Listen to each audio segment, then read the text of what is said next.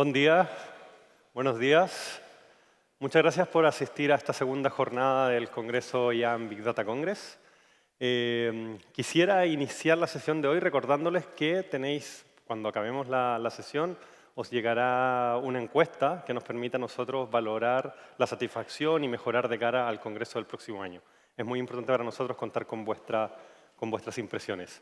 Dicho esto, y antes de comenzar, quisiera hacer un poco un recuerdo, un recap de lo que hemos visto ayer en nuestro congreso. Como sabéis, ayer iniciamos el EMEA Big Data Congress con la sesión del CIDAI, donde nos explica las principales actividades, las principales líneas de actuación, qué proyectos estamos tirando hacia adelante en nuestra iniciativa, una iniciativa público-privada que cuenta con el soporte de muchas de las entidades que son patrocinadores de nuestro congreso y de hecho que es organizador de la EMEA Big Data Congress, juntamente con Eurecat, que coordina la iniciativa. Luego de esto, tuvimos una sesión de IA generativa, pudimos escuchar distintas visiones de algunos de nuestros sponsors Gold, Microsoft, Entity Data, SAP, que nos explicaba también cambios de paradigma, nuevas aplicaciones que se están llevando a cabo, el futuro de estas tecnologías y cómo cada vez irán llegando más a la manera, en la forma en la que trabajamos. Posteriormente, tuvimos la oportunidad de escuchar a Inma Martínez, nuestra Keynote Speaker, que nos habló también de la importancia de la creatividad de las personas al momento de trabajar con IA generativa y cómo esto también es algo que de momento estas tecnologías no podrán llevar a cabo y por lo necesario también que se requiere contar con personas y expertos que ayuden a las tecnologías a mejorar los negocios de todas las empresas.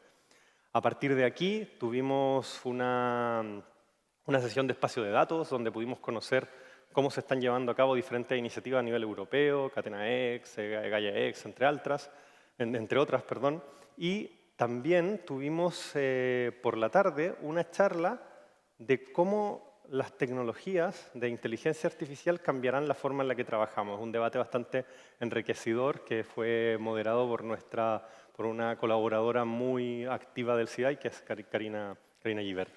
A partir de aquí, finalizamos la sesión del día con 7 startups en una sesión un poco diferente a lo que estamos acostumbrados, un poco como unas entrevistas personales, también conocer las motivaciones de estas startups y también los casos de uso y cómo están llevando estas tecnologías al mercado. Cerramos este recuerdo de lo que ha sido el día de ayer. Hoy, en nuestro congreso, iniciaremos con un keynote speaker, que es Hansen. I will switch to English right now. He will talk about the new paradigm between technology, AI technology, and humans. So, Jens Hansen, please, if you can go up. I will give you the control, and the floor is yours. Thank you so much. Yes. Bon dia, I guess. I got a little scared I have to do this in Catalan or Spanish. I can't. It's super exciting to be here. I think Barcelona is one of these exciting tech and innovation hubs, so I'm always happy when I get to visit. What I really want to do today is to give you a bit of a perspective on where we're heading with generative AI. Not necessarily only from a large language model perspective, but what we see in our customer base and in the marketplace. Also, Microsoft has been on its own journey in that space, and I want to explain a little bit how we're thinking now and sort of like looking into the future.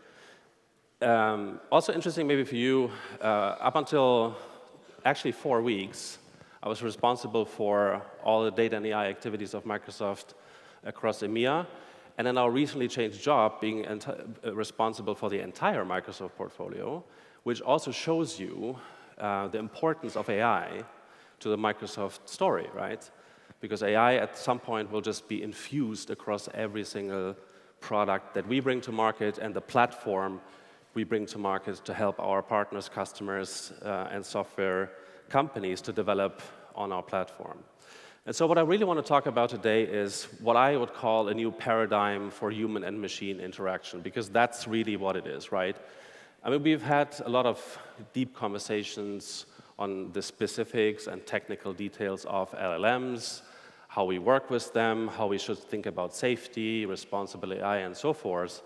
And I kind of feel like we're entering a phase where now we need to think through how do we actually embed that technology into our everyday lives, into our everyday processes, into the business applications that we all either bring to market or run. And so I think it's fundamentally important to understand that shift that we see in the market and that we're also embracing in Microsoft with some of the recent announcements you might have seen. Important to clarify, this is not going to be a Microsoft marketing presentation. This is very important to me because I want to show you just based on my experience and traveling the last 10, 11 months, pretty much on a daily basis, talking about AI with a lot of customers in a lot of boardrooms. Every single one out there is trying to get to a point of view. Is it a hype? When should we start? How fast should we accelerate? And where should we, harness the power of AI going forward? And so that is a little bit of a recap, basically, almost, on what I've seen the last 10, 11 months in that space. Now, I think we all would agree AI is kind of everywhere. I mean, there's hundreds of interesting statistics out there. Obviously, what you can see, there's a big appetite in the market, also in private equity, to invest in companies. The fundings have gone up tremendously. Like the other day, I was joking with someone in that space, was basically saying, if you have some AI in your company strategy, you're going to get double the funding, right? So that's almost like an indicator of the hype we're in to some extent. But honestly, I mean, the entire market is obviously trying to capitalize on that opportunity. What I think is also very important to recognize, the research on AI fairness and transparency, that is really a big, big investment. So just to give you, an idea of what that looks like in Microsoft, we actually have a team of almost 1,000 people working on responsible AI. A, to make it safe, but B, because we bet pretty much the entire Microsoft portfolio and infuse AI everywhere. So, we have to have a safe point of view on how do we deal with that, how do we help our customers do AI in a responsible way. And as you might have seen, in the earlier days of this conversation, there was a lot of confusion in the market, right? Some of you might remember at some point Italy banned ChatGPT. I mean, that was obviously more like a publicity stunt at that point.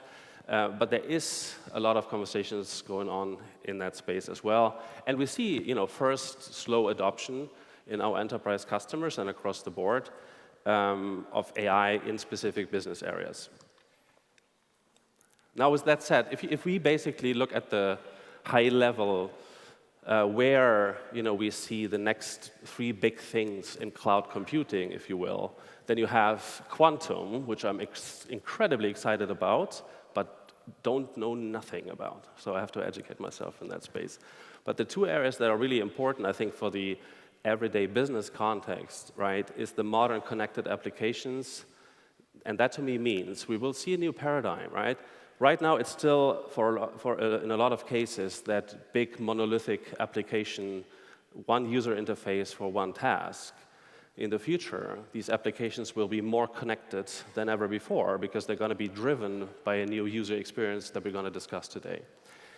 And then the second big trend we see is what we would call AI co-reasoning. So how can we, basically give the power of generative AI technologies and broader set of AI technologies to the average user? And how can we best build that sort of partnership between AI and that user? So when we talk about, when I talk about AI innovation, typically I'm trying to make clear it's not just about that chat experience, right? Because that is what the initial conversation was like. Everybody pretty much up to the board rooms was exposed to some level of ChatGPT, have done it at home, trying to get a cake recipe or something, right? But it's actually much more than that, and I think that is the mindset we all need to adopt here. So if you think about the chat experience, what that really does for most users is to boost individual productivity, right? At the highest level. Tell you a funny story. just this week, a customer actually asked me, hey, should I hire and train a lot of people, that can do prompting? So the prompt engineer conversation comes up a lot. And in the early stages of this technology, that makes sense, right?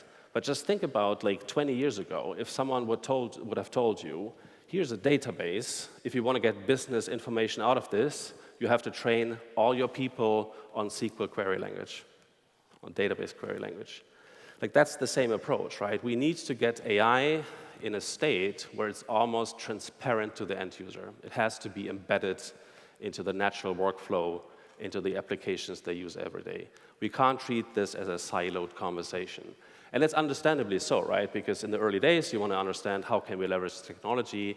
There's a lot of excitement, a lot of sort of people try to test it out, right? But over time, we need to become more proficient in making this as transparent as possible.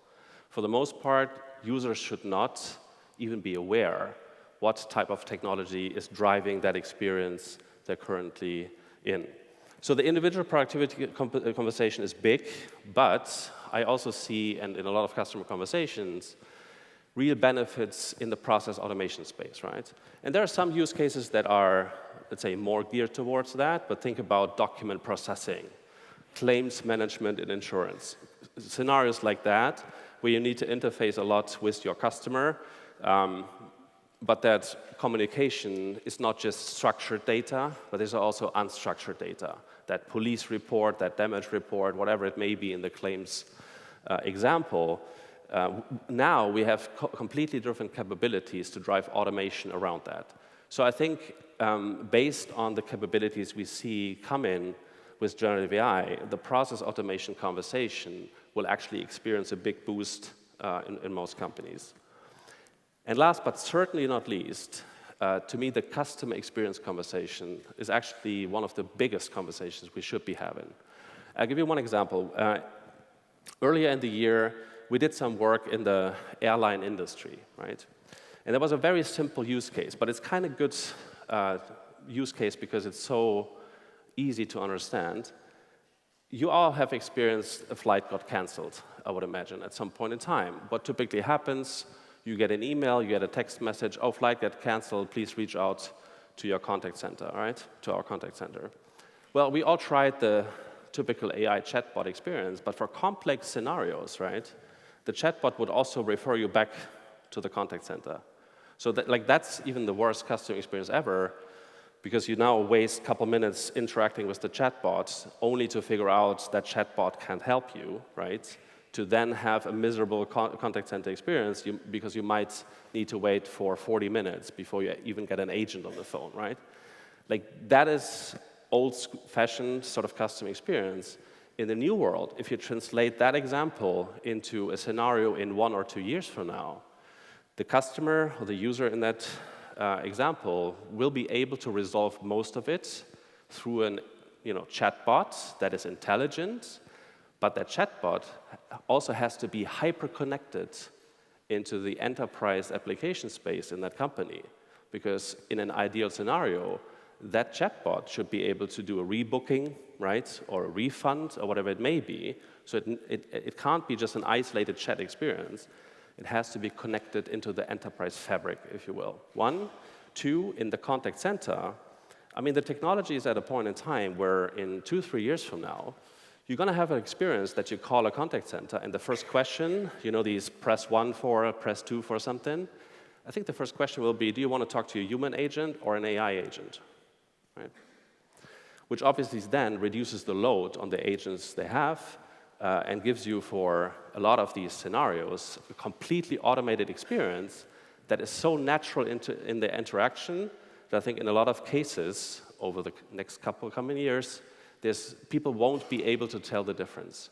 So just think about what that means, right? Because in a competitive landscape, every airline needs to ask themselves the question, hey, if my competitor is doing that, and I still offer that, excuse my French, shitty customer experience, I might have an issue.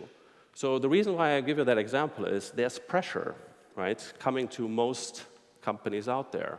And a lot of the boardroom conversations I'm having is exactly about that. It's kind of like, how do we make our company ready for the age of AI. And I know age of AI always sounds a bit like the Uber incarnation of hype, but actually, it's a real shift in paradigm. And so at the very core, if you think about generative AI, and you can think about this in multiple ways, but at the very core, if you distill it down to what it actually means in terms of technological change, the fundamental change is that technology helps to redefine the interface between a human and a machine, right? So in the past, all the interaction between IT systems and the user was driven through a user interface, right? There's clicks, there's buttons, there's drop-downs, there's this, there's that.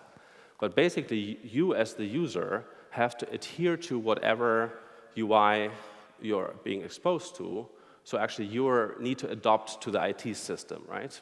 Whatever field they want to have from you, you need to fill that in. Now, in the future, that's completely reversed, because you express yourself in natural language.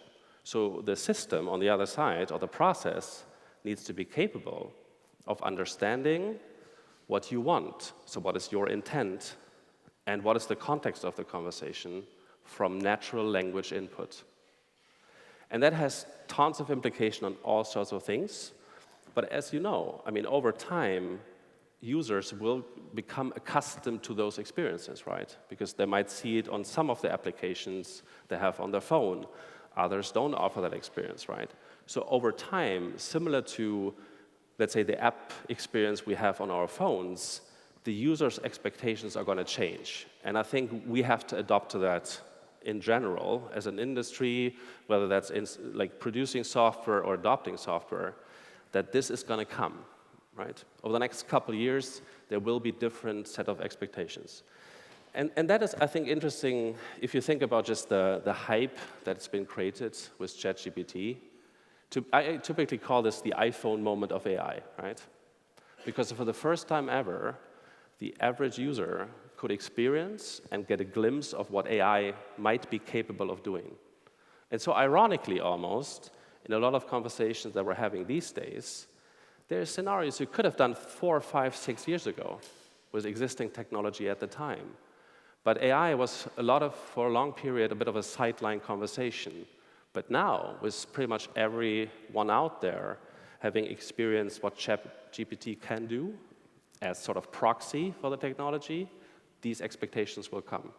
So I think that is super important for all of us to keep in mind. And so you might have seen this, and this is just a quick reference of what we are doing in Microsoft to sort of build on that trend and to make sure that we have the right mindset in our product portfolio. We used to talk about the information worker, right? For 20, 25 years, that was the Microsoft position. Hey, we enable the information worker with Office, with Teams, with this, with that, right? Now, there's that mindset shift to it's becoming an intelligence worker, where we augment the human capabilities with AI technology, right? So that is what we call the co-reasoning with machines, because you will have that AI assistance, basically, built into every single user experience. So, and I think that was a brilliant move, by the way, because we came up with that sort of co-pilot mental framework, right? The reason why it's not just exclusively Microsoft, and I kind of feel good about talking about it without sounding too much on the marketing side, pretty much every company out there is adopting that co-pilot mindset, like in the software space, right? If you think about Microsoft being the first probably to coin that term of co-pilot, you see others following, right? Salesforce just launched their co-pilot. SAP is on the same track, so to speak, right? A lot of companies, actually. But I think it's at the very core describing very well what we're trying to accomplish, is that the augmentation of human capabilities, but still sort of the user is in the driver's seat, so to speak, because that is obviously also in line with the current state of the technology, that we still have some accountability on the user. So what we're seeing across the board is basically companies thinking through how can we evaluate if we should bring a co-pilot experience to every role and every task in the company, right? Beginning from the very top, like how can an executive run their business? Obviously, developer, you've seen, GitHub and Code Whisperer and all these innovations come in. To sales and marketing, how can I enable my sales force? How can I do a better job in personalized marketing? Like, I don't need to read from the whole slide, but I think the notion is pretty obvious, right? Every single role in companies that is, as of today, also enabled by some sort of technology or software components will need to have that infusion. And it's going to shift a lot of the things we've been accustomed to over the last 20, 25 years. Just think about something similar like, simple like business intelligence or reporting. What did most customers do for the last 25 years? They built a standard set of reports, a standard set of dashboards, right?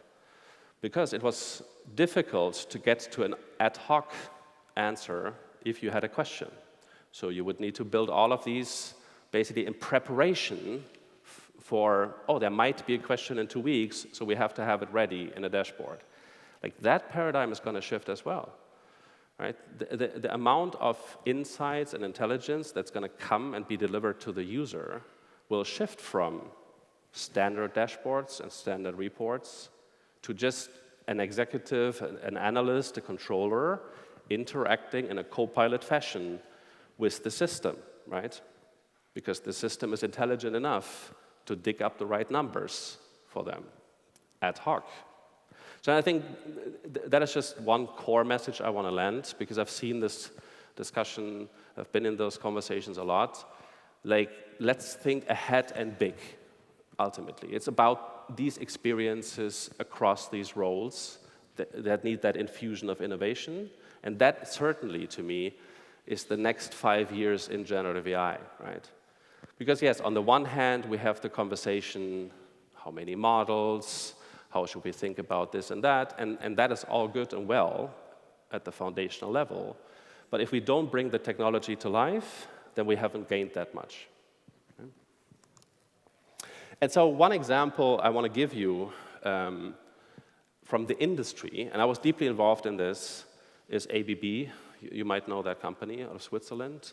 But they basically have industrial automation, software components, and they're big in, driving energy management around sustainability and so forth. And they're actually doing, in their industrial software application, also bringing a co-pilot experience for people managing the plants, for folks analyzing what's happening across these KPIs. And there's multiple stages to this implementation, but the first being basically just offering that user experience. As you can see on the right of the screen is that Copilot widget almost popping up on the screen.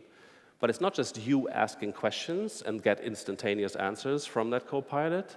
It's also based on the behavior and the navigation paths you take in the application that the Copilot is proposing you additional incremental insights you might have not thought about before.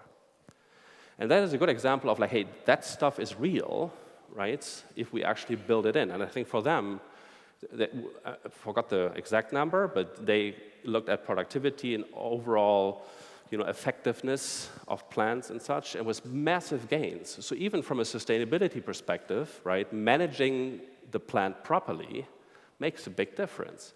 It's like 10, 20% gains on a lot of these KPIs just because we redefine the user experience. Because the core of the software has been around for a couple of years, right? All the functionality that is triggered and can be invoked by the Copilot has been there. But it's difficult for a user to navigate, right? So that assistant-like mindset of how can a Copilot also be proactive and suggest things is super important, and that is certainly a really good example. Now, what does it mean, right? I don't want to get too technical, but I think just to get us a little bit of an overview of how we think about this. Now, someone would say, okay, amazing. So Microsoft is building Copilots, ABB is building Copilots, Salesforce is building Copilots. How to do that, right? Because we talk a lot about the foundational models. So someone told me there's a laser pointer here. Maybe So obviously the majority of the conversation was in the foundational models, right?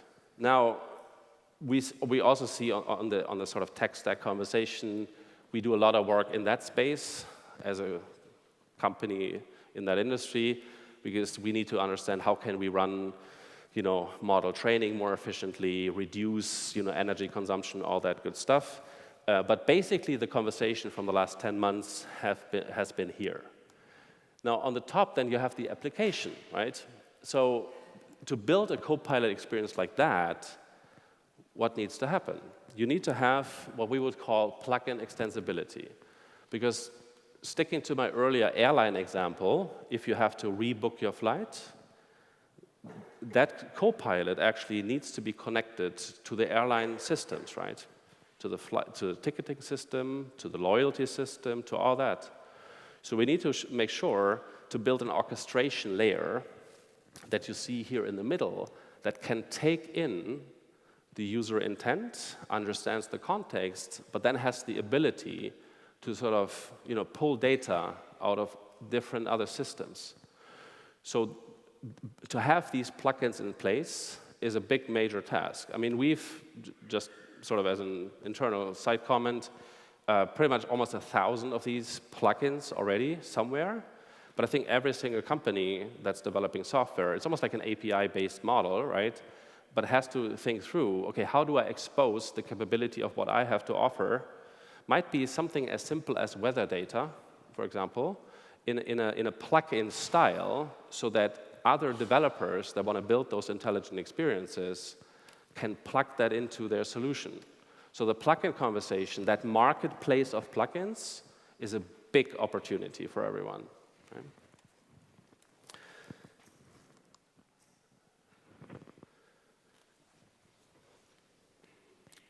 And so,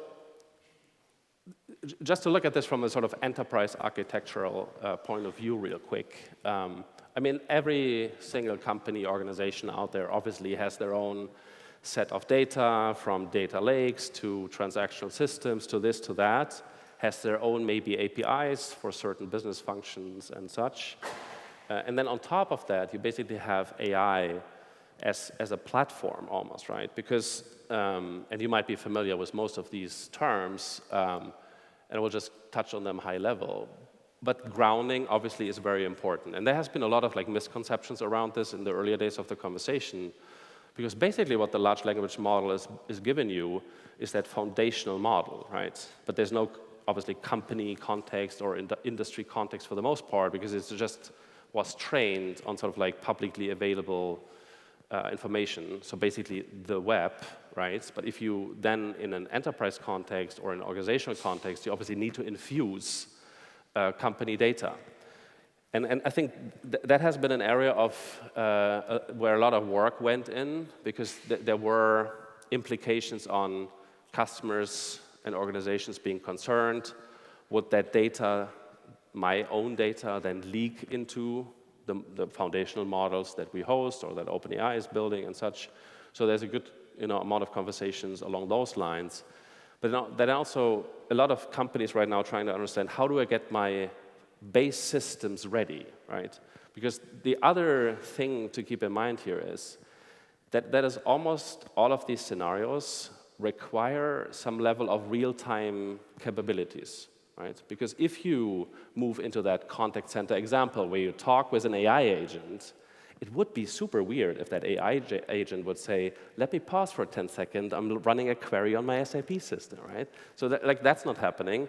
So there has been a lot of pressure on IT architecture to come up with more sort of low latency, almost real-time scenarios to provide data that then augment the foundational model.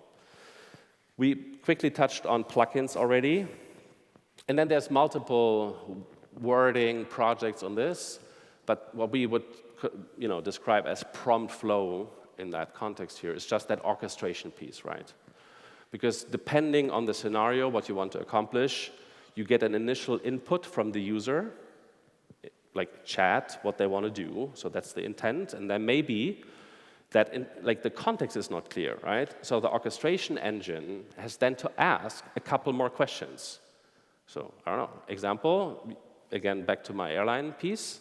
You go on that chatbot and you ask, oh, my flight got canceled. Well, now you understand the context, the intent. There needs to be a rebooking, but you don't understand the context, right?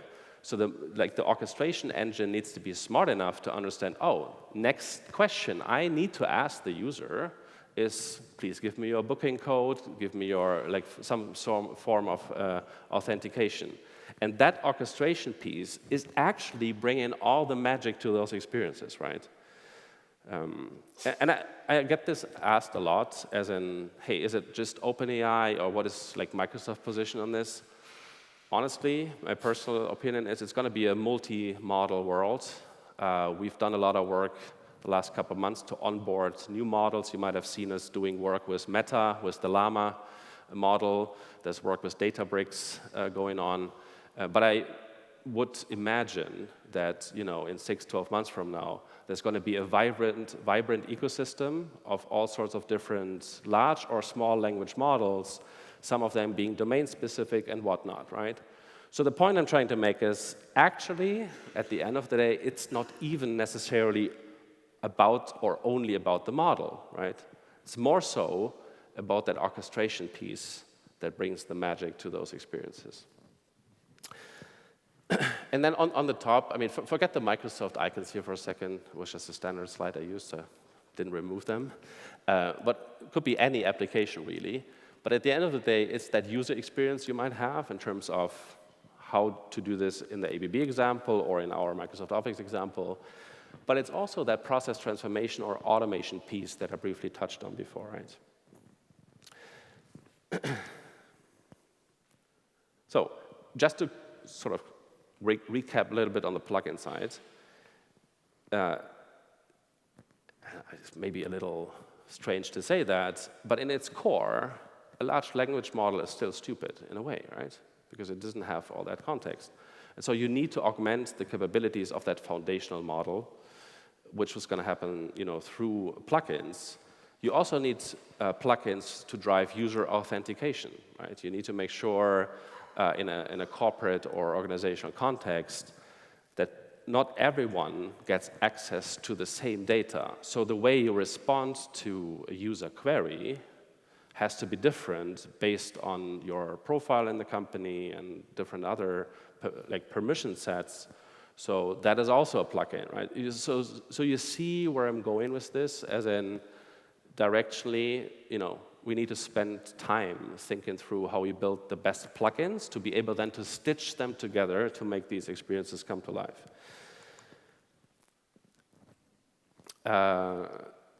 The other piece that is important and is a little on the right here on the slide is the AI safety component, right? There's a lot of deep conversations going on in the community, especially in our engineering population. Like, how do we even test those applications going forward, right?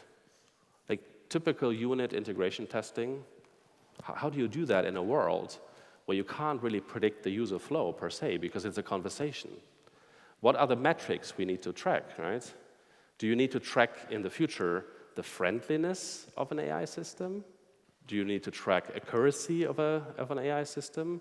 So how do you even do that, right? And I think we've seen this before, moving from sort of server-client technology to cloud technology. My firm conviction is there will be also an evolution in the way we do development in terms of the paradigms we use to do that, how we do testing. And not all of that is clear as of right now, how we need to do this. But there's a whole new world coming our way, and we need to sort of think through how we do that piece, but also on the safety side, right? Because if you actually unleash an experience to a user, then you want to make sure to test for accuracy, right? So in some cases right now, what we basically did is to have a second model monitoring the outcome of the first model. So like, there's some quirky ways of doing stuff right now to get that up, right? And there is easier examples, something like obviously making sure there is no hate speech, there's none of that stuff going on, which is fairly easy, and I think we're good onto that end. But on, is that driving the right behavior? Is your company, your brand represented in the right way? Is the outcome of the model not suggesting using a competitive product or offering, right? Like those are the new interesting questions we need to answer on the AI safety side. Also, how do we think about logging? Because that actually becomes part of the company, consumer, or user interaction.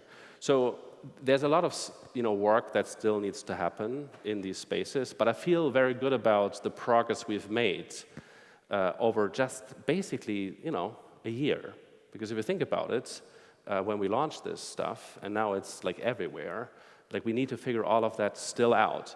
I think right now, to me, the key part of the conversation is the orchestration engine. For most companies, it's like, how do I get my IT systems in shape to be almost like ready for AI? So fun fact, we've been trying to pursue, let's say, migration or modernization of mainframe systems now for like 25 years. The biggest acceleration of these conversations is actually AI, so I've never seen anything like it. All of a sudden, everybody wants to talk about mainframe modernization because they kind of realize, oh shit, if my core banking application, as an example, still sits on a mainframe, and I need to have these user experiences, need to enable them in the future in near real-time fashion, like I actually need to do something, right? So it's also going to drive a lot of modernization of the underlying, architecture in the next couple of years. The one term just is floating around, but the retrieval augmented generation, or RAG, as some folks internally in Microsoft would say, that is the basic idea of when you try to ground the model response in company data. We also need to make sure we have the right sort of indexing and search infrastructure in place, right? So I'm not even sure if I want to ask that question, but have any one of you used like Bing Chat at some point, the Bing Chat GPT experience?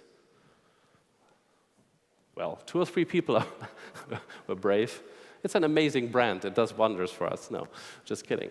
But I think if you did that, there's actually a good example of what retrieval augmented generation means. Because if you ask a question, the answer is not coming from the foundational model, right? So if you type, hey, I need a recipe for a chocolate cake or something, what it does, and you actually can see it on the screen, there's automatically being some web queries fired to get data from the normal sort of search index. And then those results are being consolidated and presented in a user-friendly way by using the foundational model, right? So that is basically what we mean, but the implications on most of the systems out there is, like the data, let's say, quality and indexing is fairly poor in most scenarios. So that's another area, if we want to go big on this one, that we need to pay attention to. How can we make sure we have a good sort of search index, if you will, of all the corporate or organizational data to then be able to plug that into our AI experience. And then, I'm running out of time here. I can see that on the screen. I think the big next step in that space is bringing that all together into one new development paradigm around the applications, right? So what we described as orchestration engine or prompt flow, we also call this sometimes semantic kernel. It's always the same idea, that orchestration piece in the middle. And also we need to sometimes keep track of conversations, right? Because if you come back to a conversation as a user that next day, you want to have the impression that the AI system remembers you, right? So next to the company data, we also need to store the conversational data.